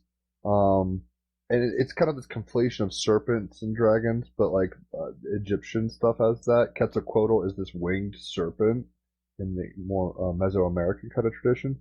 So I think, and even I think in the Book of Revelations, it talks about like the dragon coming from the sea and all this stuff. So it's an interesting motif. Um, I don't know. Like, this is, and I'm not trying to pin you down. It's like, because when you say Tartaria and stuff, I think there's a little. I mean, if we look at dinosaurs, and this is going to get really weird fast because Raphael isn't all about maybe science and history as we've learned it as such, like being exactly what it is. But fucking crocodiles are dinosaurs, basically. My point is like there were some dinosaurs that breathed fire. Diplodocus, I think, was one with like this weird head thing. They presumed that it had like gas features and could like breathe fire. There's obviously pterodactyls and things like that. Dinosaurs are fairly dragon-like, although being their own things potentially. Do you think there were actually dragons, or is this more of a spiritual level of understanding of things, or how do you kind of break that down? There's no wrong you, answers. Alex. I don't think they're only spiritual. I think they exist. Now, whether it's specifically that one that you mentioned, I don't know if that's the shape or form that it took, but I think they showed up in the flesh. Let me ask this way exactly. Yeah. So what would you say also, because I'm sure, and this is also one of the reasons why I love this all this Tartaria alternative history research, because they also very often show you just medieval depictions and books, you know, with all these so-called myths or even science and descriptions, you know, of plants and things that happened and whatever. And more and more and more, I really have to come to wonder, because then they always say, oh, it's not meant literal. It's all symbolic. You have to understand the symbolical, alchemical inner meaning and so on. And, you know, see what the archetype represents. And I'm like, yeah, sure. I'm all with that, you know, but at the same time, I'm often wondering now, but is it maybe also like really, really literal? And would you, for example, imagine that there may have been a time, who knows what exactly, but upon this so-called Earth, where something that would look very similar or exactly like a dragon was there in, like you say, in flesh, or flesh on that frequency, at least as solid as it can be? I think yes, because otherwise to all come up with the same drawing, in a sense, more or less the same drawing, would be really curious. So at some point, I think they showed up on the earth, and there is, I don't know enough about the ley lines, but there is a theory that dragons very much hold the ley lines around the earth. So if they hold it, they must have been here. Yes, that's even mentioned as a fiction in the tabletop role-playing game Shadowrun.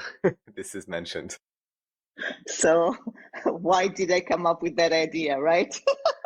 All right, yeah, I'm kind of curious. Just was on your mind? Just follow the flow? Oh, Are you asking me or Yeah, Raphael?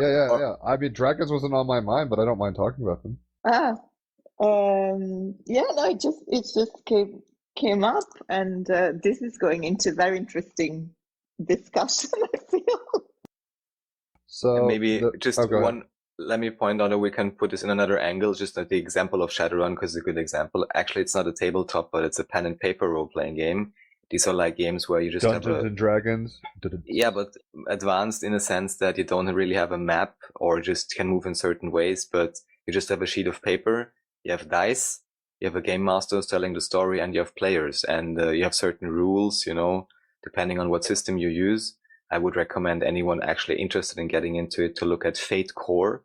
That's even available for free. It's pretty simple and actually built in a way to really encourage role playing, and not just, do a power play on, having the most dice or something like that. So what's interesting to me with all of these things is, especially in Shadowrun and this one I mentioned, there's so many things. Like they say that I was playing like in early 2000s, and they said in 2012 the world will awake and the dragons will come back, and something along those lines, and that pretty much happened basically. And what I would just like to say or point out is that it seems to me very much that so much culture that has kind of been sublimed into what one would say, oh, it's just for children, it's just like a hero's movie. When you get into shamanism and see more and more these realms, you actually realize why also children are so attracted to all of these things, starting with Super Mario and so on and so forth, because that is actually much closer to, let's say, our real nature or the real bandwidth of our perception than, let's say, the small box, westernized, corporatized lifestyle. What do you think about that?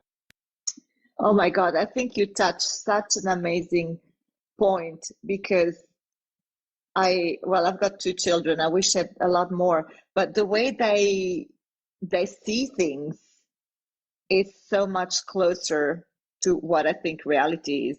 So when we talk about dragons, I don't have to convince them. I don't have to explain. They see the dragon. When I give them a crystal with a dragon shape and I say what the dragon is saying, they don't question it for a second. They never had. And I think this is the way things are, right? I do believe that when you're in the spirit world and you come into this body, you still remember, you still have that connection, that it's very, very strong. So for me, the younger you are, the more connected and the more you remember the alternative reality, the more you can move. If I need to go into trance, for a kid, probably they don't even need to go into trance. I think they have a third vision, the third eye vision, that it's very developed. They don't need to do anything, it's already there. But the way we distract them is by saying, oh, that's imaginary, that doesn't work, are you crazy? No, that doesn't exist. Until they convince themselves that what they see is not there, what they see is wrong, what they remembered never existed. And we destroy our own superpowers, I call them, right? So I think if we could listen to our kids, they would tell us a lot more of what is happening, not only in this ground floor, but in all the different layers and different realities. I don't know if you guys are familiar. There was a remake, which I have not seen, and I probably won't see because I don't care. And I think Robert Redford was in it. But there's an original Disney movie called Pete's Dragon from the 70s. It actually had the main, basically it's about a lamp house attendant who's waiting for her love to come back. And it's kind of like a coastal Maine story. But there's this kid who's kind of like a runaway who has, it's not an imaginary dragon, but he can only see it. And it's really funny because like when you're in his perspective, he's a kid, he's like 8 years old, whatever, 10. You could see this green dragon and how he's interacting with it. And everybody else is just seeing the effects of it. So it's like, you know, if he swipes his tail, the boxes fly. They're just like, oh my gosh, there's a ghost or something. But it's kind of an interesting way of showing that dichotomy of like the child's mind versus maybe the adult mind. And I've read somewhere that there was oh, I forgot to finish the thought. The lady who's in that movie was the "I Am Woman, Hear Me Roar" singer. Like she's the one who's the main lady in that. So she's like singing all these songs really well. It's really cool. But anyway, like I've covered songs from that shit before. It's one of my favorite Disney movies actually. Very interesting. But it's obviously dated. It's like very 70s feeling too. One thing I read somewhere was that kids, like 5-year-olds basically, their prefrontal cortexes haven't formed synapses in the same way that adults have. Like we kind of like basically solidify our minds in a very particular reality entrainment, and they're essentially high on cannabis. Like all colors are brighter, you know, they're in tune. So I really do think they're honestly on a different wavelength and open, like literally receptive. It's not so much that, I mean, I don't know how to qualify it, but it's like they're in tune with the imaginal realms, what we would call imaginal realms, are more readily accessible to them just naturally. I think that's why, you know, in the Bible it's like the kingdom of God belongs to the children and stuff like that. It's like they can see beyond maybe prejudices that have formed through culture and time, and like life kind of hardens our hearts and minds to realities. And I guess kids are just kind of on that wave naturally, and it would help to encourage that, like you're saying. So yeah, just a couple of things that came to mind. And one more thing that comes to mind with dragons is C.S. Lewis has in his Narnia series, it doesn't touch much on dragons, but in Voyage of the Dawn Treader, there is a kid who puts on magically like an amulet or something like that's enchanted, and he turns into a dragon, and he has to help Prince Caspian and all these people like, rebuild their boat and do stuff, and eventually he ends up shedding his scales and Ed? looks at it more as a curse, I guess, in that one. But yeah, it's funny because I think there's just a lot of there's a lot of mystery, but magic and power behind the symbol and maybe reality of dragons, dragon lore. So I'm curious. I mean, have we exhausted the flames of the dragon? Out of curiosity, we could keep talking about it, but I don't really The have flames much of else the to dragon say. can never be exhausted, but Alex, it's up to you.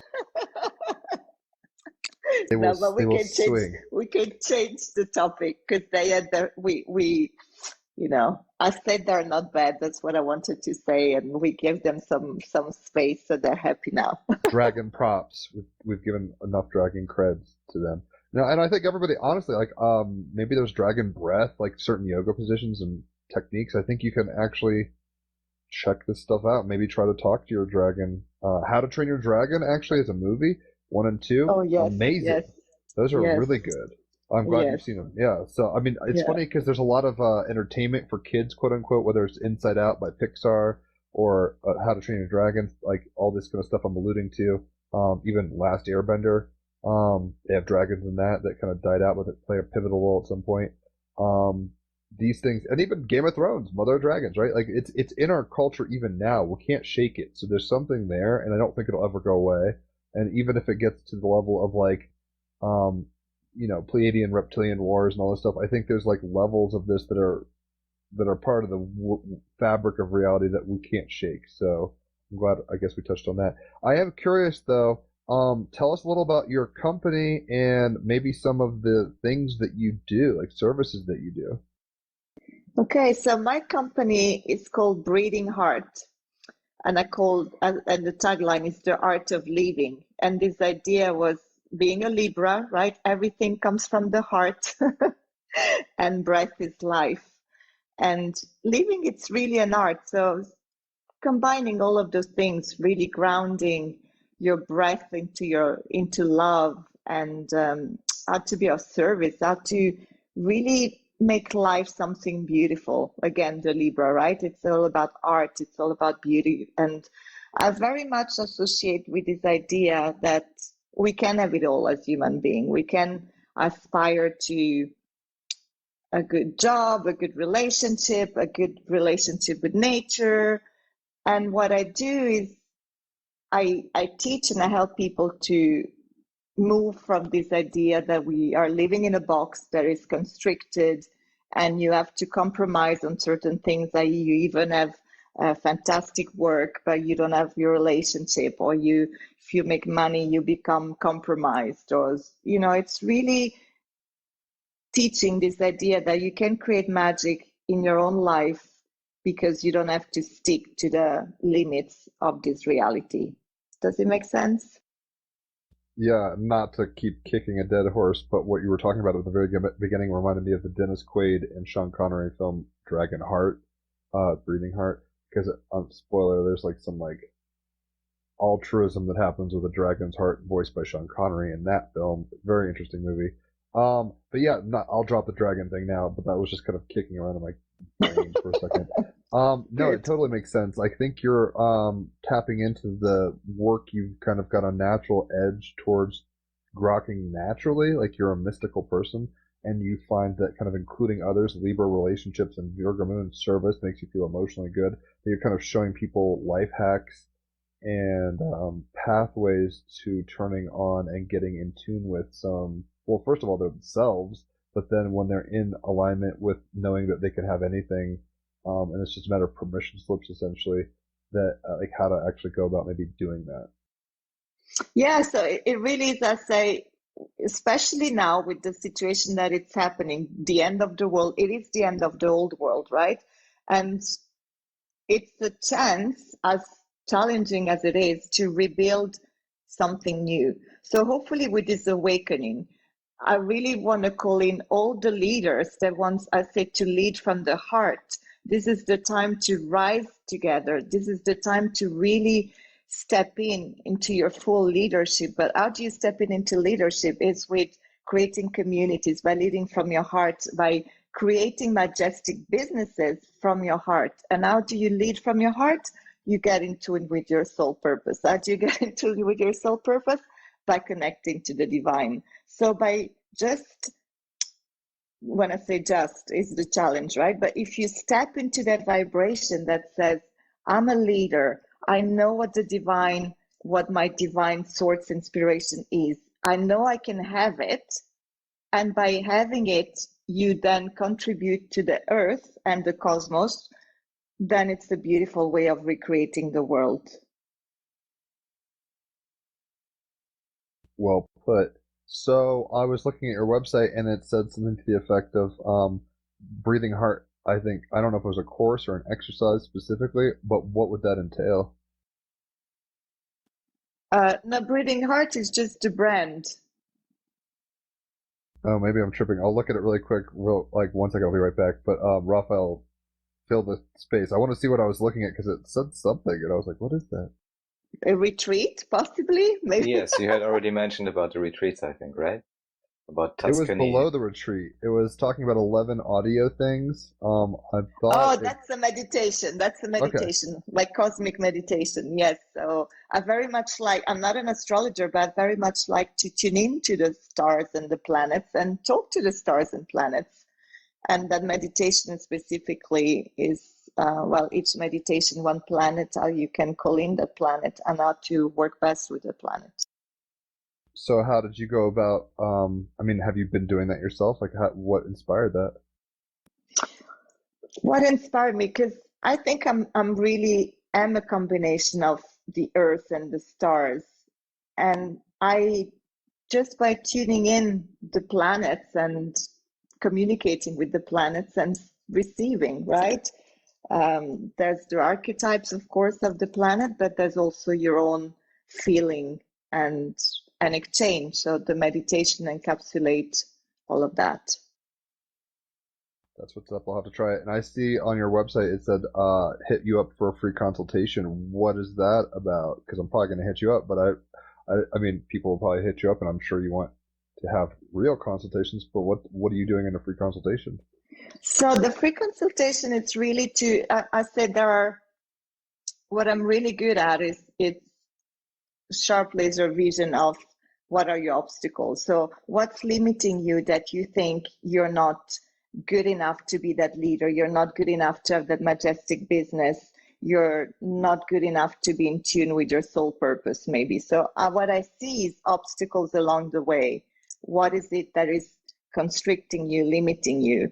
And then not only that, I can help people to remove those obstacles, because, seeing them is not going to be enough. You need to remove them. And most of the times it's difficult to do it on your own. And then you have to, once you remove the obstacles, you have to replace them with empowering belief. If you take something out, the universe is going to put something back in. So unless you put something else, a different frequency, you're going to experience the same problem over and over again. So the consultation is really to understand what is blocking you. What's your vision? Can we make your vision a little bigger? And how do you get to that vision? And I think one of my skills, I say, to be an activator. I'm like this alchemist. People talk to me or they have interaction with me and they have an idea. They feel good about something is going to happen along the way. And you two guys can tell me if something happens after this podcast. But I become a dragon. Yeah. So that means you're going to be expansive. You're going to burn all your obstacles. You're maybe going to feel nourished, right? I mean, all of these things could be activating within you. So that consultation is really for you to start to get an activation of, yes, you can have it all. Specifically in your business, how do you want to show up? How could you be majestic, creating that amazing business, leading from the heart, being guided by your soul purpose, and having a beautiful impact on Mother Earth? Because to me, we're all here to serve at a certain point. We're not just here to look after our own little garden and forget about the rest of the world, right? This is our chance to build a new world. And it's each and every individual of us to build this new world, not waiting for the government, that person. We can be our leaders. We can birth something new. And this is the way to do it, in my opinion. Well, I value your opinion. That's why we're having you on here. So because you have a North Node in the first house, which is Aries flavored in Capricorn, and you're talking about majestic businesses, obviously, I think a lot of new age type hippies are like, oh, fuck money, fuck economics, fuck businesses, whatever. It seems like you're still, and I'm not against this, it seems like you're still saying those are models that can work. We just have to maybe adapt them to new kind of algorithms or whatever. Give me kind of a rundown in your mind about how you approach the concept of business. Well, very simply, there is, at this point in time, there is money circulating in the world, right? And money is not good and it's not bad. It really depends what you make of money. And I often talk, are you selling, shining your light? So selling your light is you're having a business where your soul is not in it, where your soul is really not, maybe it's still a good business, maybe you're still good at it, but it's not really what your soul wants you to do. And that's going to be depleting. That's not going to bring any nourishment to Mother Earth. That's not going to do anything. Now, the other way of doing your business, you're passionate, you're very inspired, you're here to service the world, whatever shape or form it means for you. You earn money and you invest it for cleaning the oceans, for instance. You invest it to build a sanctuary. You invest it to whatever, something you share with nations that don't have so much. So there is a lot of good that you could do with money.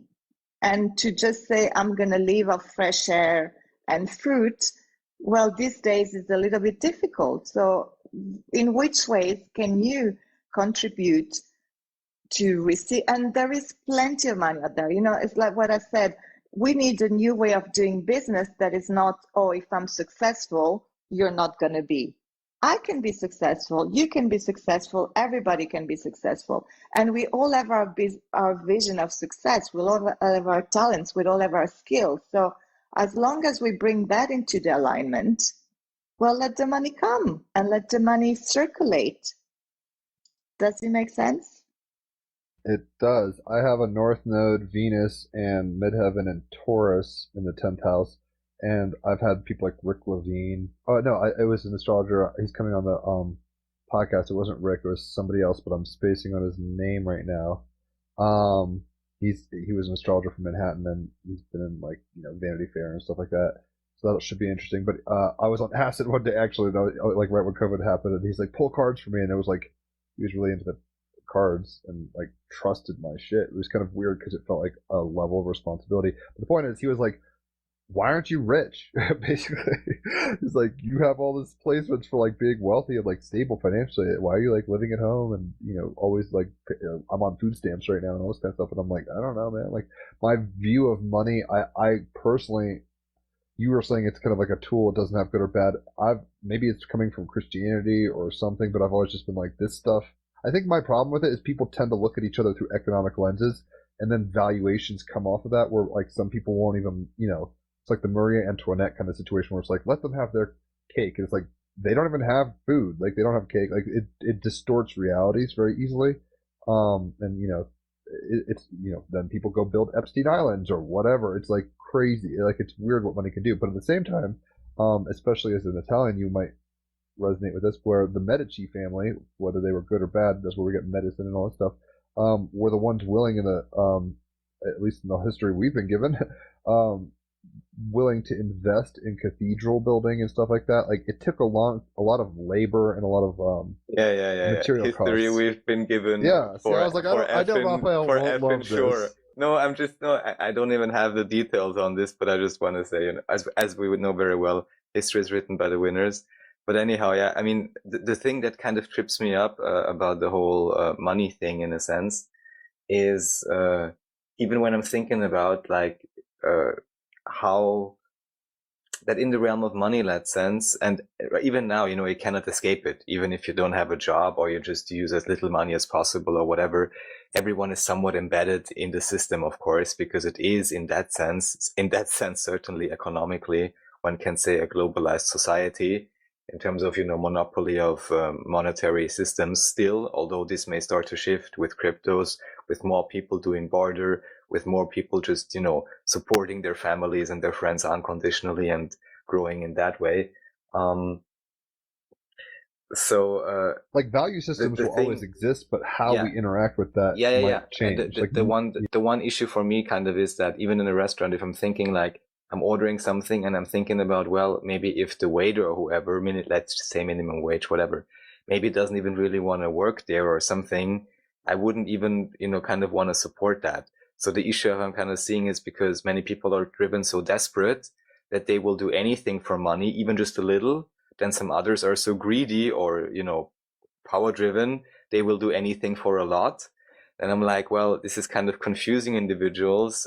While of course at the same time, especially now, I'm all for doing, just what you said, everyone being in their alignment. And then of course, a lot of, money and energy should circulate through them, of course. So I'm all for that.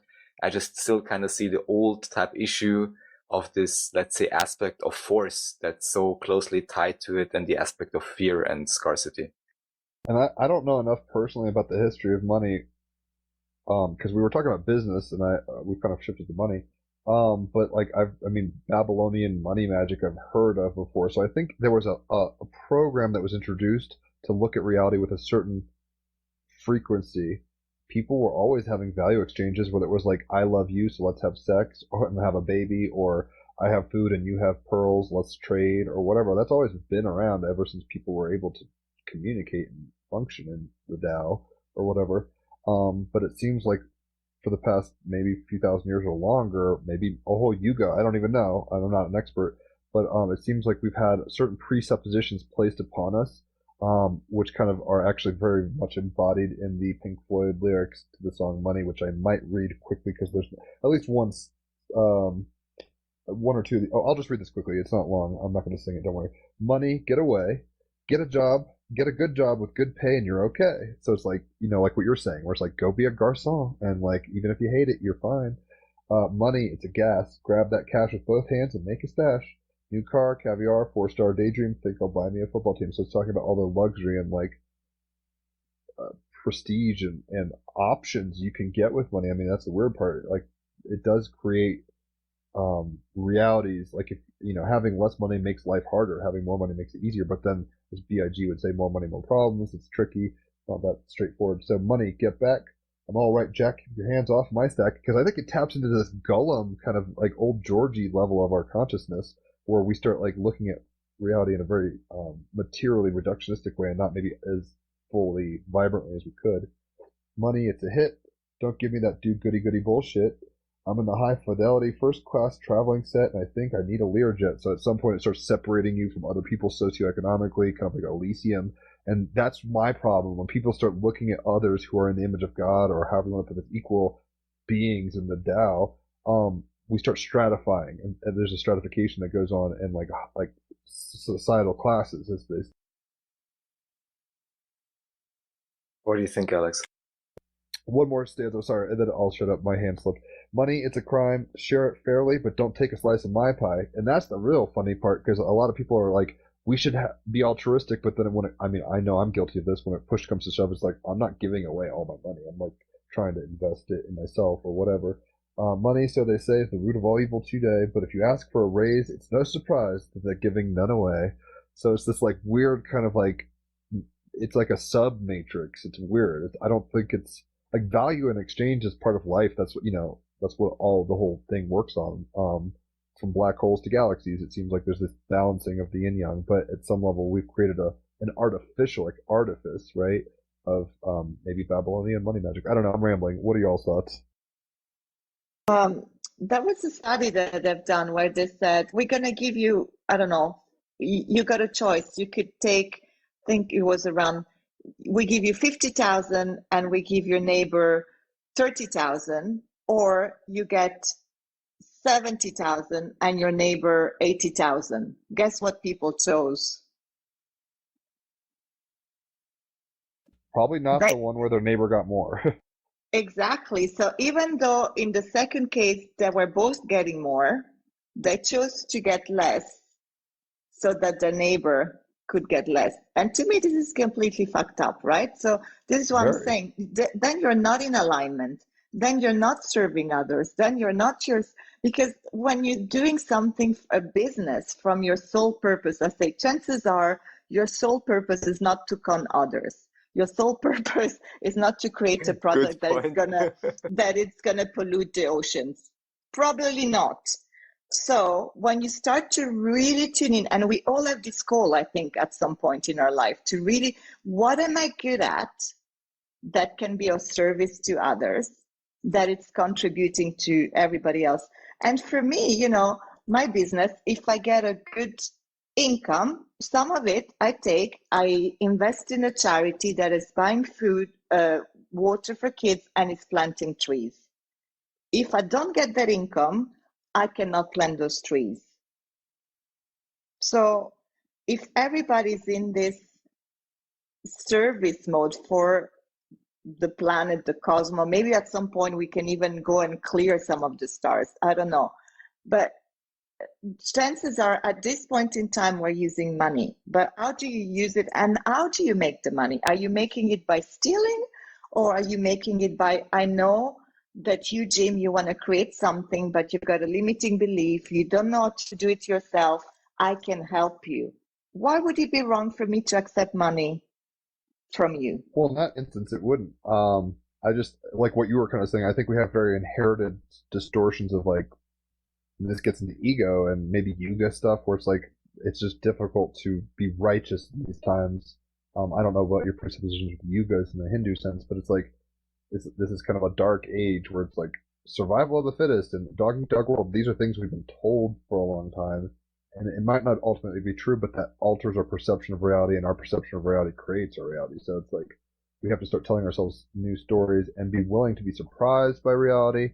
I think it also gets to the holy mountain. Oh, go ahead.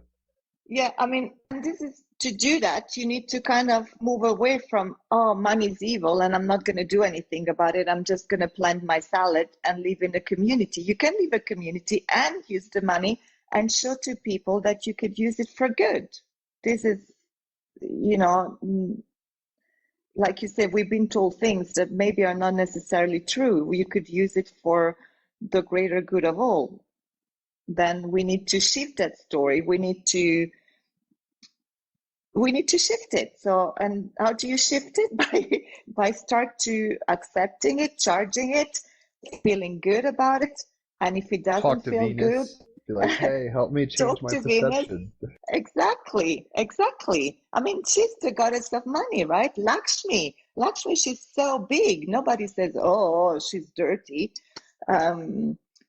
So why do we really want to stick to that old story when there's so much good that can be done? And do you know Remington Donovan? He's a yoga No. teacher, he's an astrologer. He says, if the money doesn't go to the spiritual people, why should it go to the others? You know, at least spiritual people can Yes. use it for the greater good. Why go to somebody that is going to destroy his country with it? We gotta move away from that story. Well, it seems we've had to learn the lesson through hitting our, like, stubbing our toe, so to speak. So, like, in America, like, right before 9/11 happened, Donald Rumsfeld went to Congress and was like, trillions of dollars are missing, and then 9/11 happened. It's just like, we've been, our consciousness has been hijacked to a point, so we're always getting distracted through fear and division and all this stuff, and I think we're starting to become sovereign and empowered to the degree that we don't, you know, as Pink Floyd would say, we don't need no education. Certain educations are bad. Like, certain groups are telling us the wrong things, and like Skeksis style, and it's like, we need to stop listening to these hypnotic kind of, I don't know, in a way they're helping us rise above it, but in some way it's like, it's not ideal. So we have obviously room for improvement. But money, yeah, it's a weird thing. I'm trying to change my perspective on it. Even with like astrology readings before November, I wasn't charging. And Isabella Green, who I mentioned earlier, was like, you know, I would give her a 2 or 3 hour reading, and she's like, Jim, this is a good service. You should charge. And that made me feel guilty, and I didn't know how to create a valuation of that and all this kind of stuff, because I was just like, I mean, I'm an idealist to some degree where I'm like, we should all just be kind of like, this is naive, but it's like, we should all be providing for each other fully and having our provisions met, like through this kind of weird zodiacal lens where it's like, I have things you need, you have things I need, and it's not even just a two-way street, it's like a multi-street, you know, like layered street. So, but yeah, there's always room for improvement, and I think we're moving there. And things, though I don't have much, Raphael turned me on to Litecoin and other things, cryptocurrencies, but those are a step in the direction of like us taking our authority and our sovereignty back from things like Federal Reserves or, you know, Banks of England or whatever. So how do you feel now about charging, Jim? Oh, I mean, still not awesome. I've got to like cut cords about that or whatever. For example, like right now I charge only $44 for about 2 or 3 hours, which isn't crazy, but it started off at 33, then it was 44, and then everyone's still like, you should charge more. And I'm like, fine, I guess on the 8/8 portal I'll charge more. Like, that's when I'll do it. But my point with an 11th house sun and moon is I want to make this stuff accessible for everybody. I'm an everyman. I'm like, it's like, I would hate, you know, I don't love the fact that we have to pay for music or like books or anything. Like, to me, it's like information should be free. Like, if that's why I kind of like Jesus and stuff, or at least he was walking around and like doing miracles pro bono or whatever, and like it was open source access to anybody, rich or poor.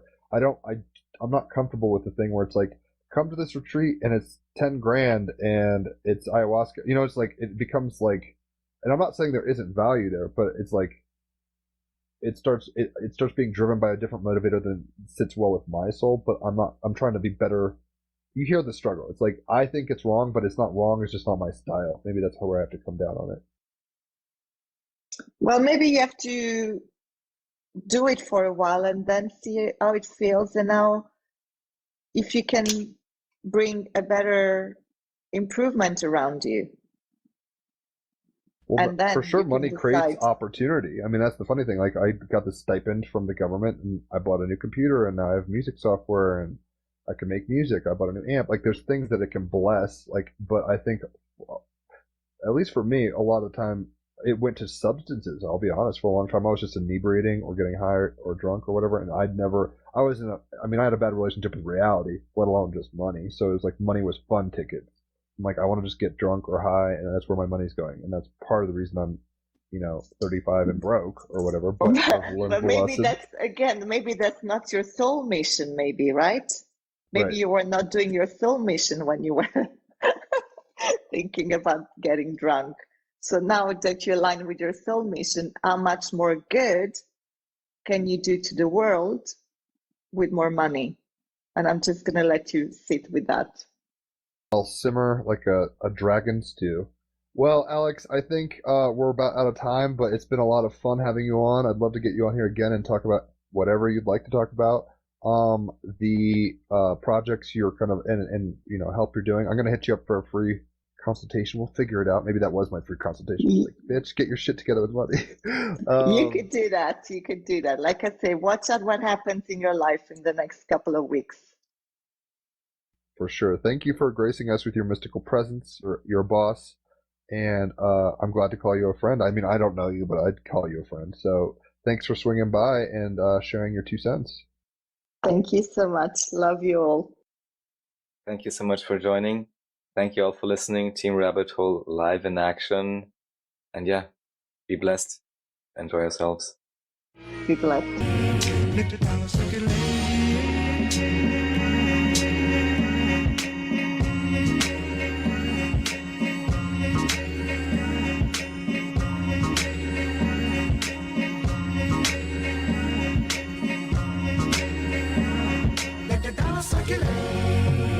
Let the dollar circulate. Let the dollar circulate.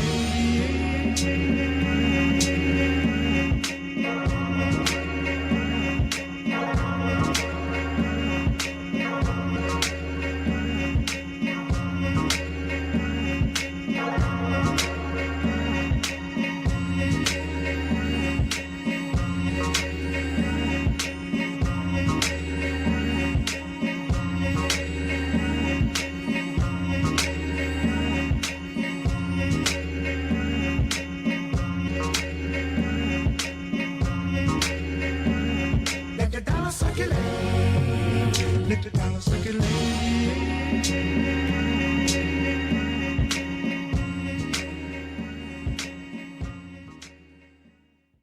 Radio